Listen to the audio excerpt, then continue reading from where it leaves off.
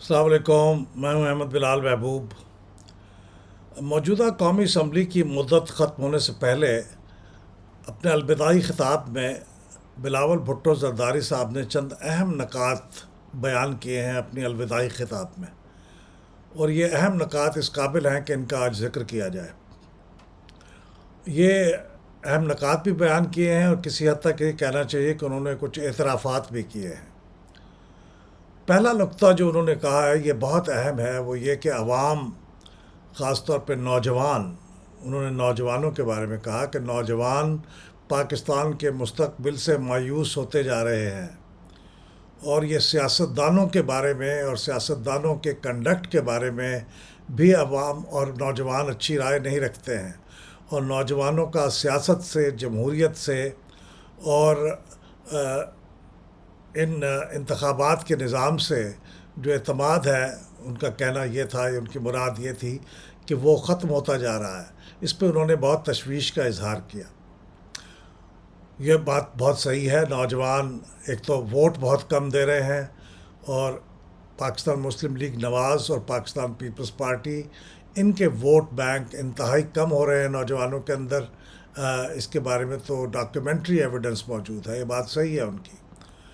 دوسری بات انہوں نے جو بہت اہم کہی ہے وہ یہ ہے کہ جو سیاسی نظام پچھلے 30 سال میں ہمارے سینئرز نے بنایا، انہوں نے خاص طور پہ اپنے والد آصف علی زرداری کا ذکر کیا اور محمد نواز شریف صاحب کا ذکر کیا کہ انہوں نے 30 سال میں جو سیاسی نظام بنایا وہ اتنا مشکل نظام تھا، انہوں نے اتنا مشکل کر دیا ہے کہ ایسا لگتا ہے کہ ان کے آنے والی نسلیں، انہوں نے اپنے بارے میں کہا اور مریم نواز کے بارے میں کہا کہ انہیں بھی 30 سال تک اسی مشکل صورتحال کا سامنا کرنا پڑے گا جس قسم کا نظام انہوں نے ہمیں ورثے میں دیا ہے۔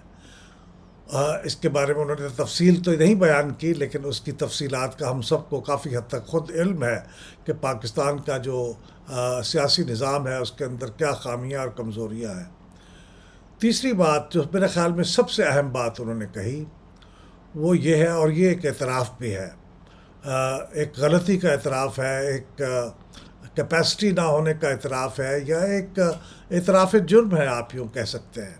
وہ یہ کہ ہم نے اپنی 16 ماہ کی حکومت میں، یہ وہ اپنے بارے میں کہہ رہے ہیں، جو پی ڈی ایم اور پاکستان پیپلز پارٹی کی مخلوط حکومت تھی 13 جماعتوں کی، اس کے دوران میں ہم یہ نہیں کر سکے کہ ہم مختلف اداروں کو اپنی اپنی حدود کے اندر کام کرنے پہ مجبور کر سکیں۔ جو آئین کے اندر دیا گیا ہے، جو حدود دیے گئے ہیں، وہ ادارے اس کے اندر کام نہیں کر سکے۔ اگرچہ انہوں نے اداروں کا نام نہیں لیا، لیکن ہمیں معلوم ہے کہ وہ کون سے ایسے ادارے ہیں۔ 2 ادارے ہیں جن کا غالباً جن سے ان کی مراد ہو سکتی ہے، ایک عدلیہ ہے، اور اس کا انہوں نے چلتے چلتے ذکر بھی کیا تھا کہ کیا واپڈا چلانا واپڈا کے ہیڈ کا کام ہے یا یہ سپریم کورٹ کے چیف جسٹس کا کام ہے۔ ان کا اشارہ یہ تھا کہ سابق چیف جسٹس ثاقب نثار صاحب نے ڈیم بنانے کے لیے ایک مہم چلائی تھی، چندہ اکٹھا کیا تھا، جو کہ واپڈا کا کام ہے، تو وہ اس کی طرف اشارہ کر رہے تھے۔ اور دوسرا ادارہ جس کا انہوں نے نام نہیں لیا لیکن وہ ہم سب کے لیے معلوم ہے، اور اس کا اعتراف خود ابھی حال ہی میں ریٹائر ہونے والے چیف آف آرمی اسٹاف نے بھی کیا تھا، وہ فوج ہے، کہ فوج سیاسی معاملات میں مداخلت کرتی ہے، اس کے اندر حصہ لیتی ہے، اور اس کے نتیجے میں خرابیاں پیدا ہوتی ہیں۔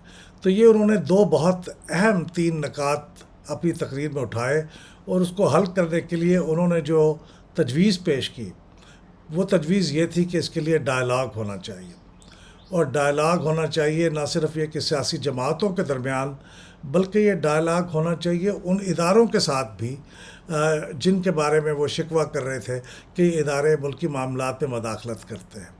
تو یہ ڈائلاگ کی جو تجویز ہے یہ نئی نہیں ہے، اس سے پہلے پاکستان کے سابق چیف جسٹس بھی اس کے بارے میں تجویز پیش کر چکے ہیں۔ رضا ربانی صاحب پاکستان کے سینٹ کے سابق چیئرمین، وہ بھی اس کے بارے میں تجویز پیش کر چکے ہیں، بلکہ انہوں نے کچھ ابتدائی اس کے بارے میں اقدامات بھی کیے تھے۔ تو اب میرے خیال میں اس ڈائلاگ کے عمل کے اوپر عمل ہونا چاہیے، ڈائلاگ کی تجویز کے اوپر عمل ہونا چاہیے، اور امید یہ کرنی چاہیے کہ آنے والے دنوں میں جب نئی حکومت منتخب ہو کے آئے گی تو اس منتخب حکومت کے سامنے یہ سب سے بڑا ایجنڈا ہوگا کہ وہ اداروں کو اپنی حدود کے اندر کام کرنے کے لیے کیا اقدامات ضروری سمجھتے ہیں۔ میری ایک تجویز یہ ہے کہ یہ جو ڈائلاگ کی بات ہے بالکل درست ہے. اس کے لیے پاکستان کی جو نیشنل سیکورٹی کمیٹی بنی ہوئی ہے اس کے اندر پاکستان کے منتخب قیادت موجود ہوتی ہے سیاسی. وزیر اعظم اس کو پریزائڈ کرتے ہیں. 3 یا 4 سینئر وزراء اس کے اندر موجود ہوتے ہیں. وزیر خارجہ، وزیر داخلہ، وزیر خزانہ یہ تو لازمی موجود ہوتے ہیں، اور وزیر اطلاعات اور کچھ دوسرے وزراء بھی ضرورت پڑنے پہ ان کو اس میں شامل کیا جاتا ہے. اس طرح سے فوجی قیادت بھی وہاں موجود ہوتی ہے. اس کے اندر chairman joint chief of staff committee موجود ہوتے ہیں. اس کے اندر تینوں سروسز کے چیف موجود ہوتے ہیں، اور اس کے علاوہ ہماری انٹیلیجنس ایجنسیز کے سربراہان کو بھی بلایا جاتا ہے کہ وہ بھی اس کے اندر شریک ہوں. تو یہ بہت پاورفل فورم ہے.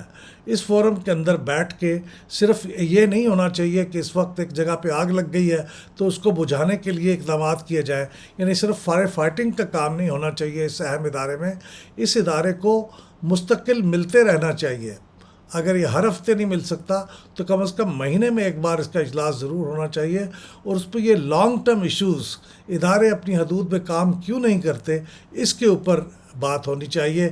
اور میں سمجھتا ہوں کہ یہ تجویز بہت ضروری ہے، اور یہ اعتراف جو ہے ایک آؤٹ گوئنگ حکومت کے اہم جز کے طور پہ پاکستان پیپلز پارٹی کے چیئرمین اور سابق وزیر خارجہ کی طرف سے یہ کہا جانا، اس کا اعتراف کیا جانا، یہ بہت اہم ہے. اور امید کی جائے گی کہ یہ اعتراف ہوا میں نہیں اڑ جائے گا.